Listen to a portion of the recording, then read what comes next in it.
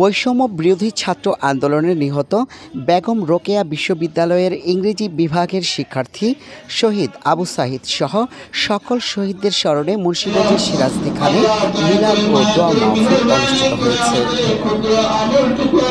দোয়া পরিচালনা করেন আল্লামা আফজাল আহমেদ দারুল কোরআন হাফিজিয়া মাদ্রাসা ও এতিমখানার প্রিন্সিপাল মুফতি শরীফুল ইসলাম মাহমুদী।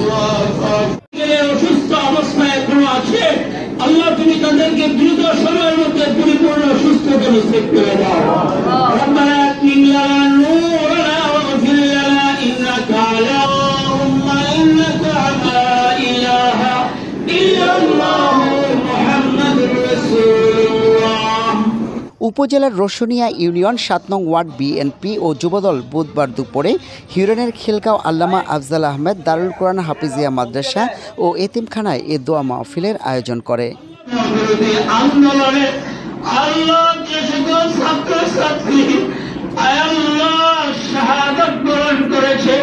আজকের এই সম্পূর্ণ সওয়াবের হাদিয়াটুকু তুমি তাদের মধ্যে পৌঁছা দাও।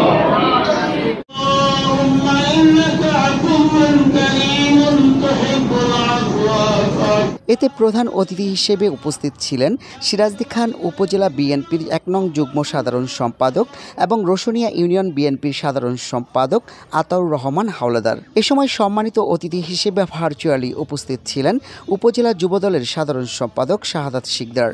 বিশেষ অতিথি ছিলেন রোশনিয়া ইউনিয়ন ৭ নং ওয়ার্ড বিএনপির সভাপতি নুরুল ইসলাম, সাবেক ইউপি সদস্য মোস্তফা মেম্বার, উপজেলা যুবদলের যুগ্ম সাধারণ সম্পাদক রহমান রানা, জনুসার ইউনিয়ন বিএনপি নেতা মোহাম্মদ টিটু, বয়রাগাদী ইউনিয়ন বিএনপির সভাপতি হাবিব সরকার, বিএনপি নেতা আমান মোল্লা, ৭ নং ওয়ার্ড বিএনপির সাধারণ সম্পাদক ইউনুস তালুকদার।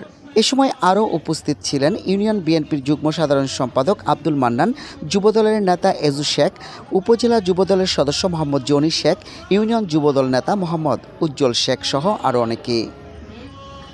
Report hello Bikrampur.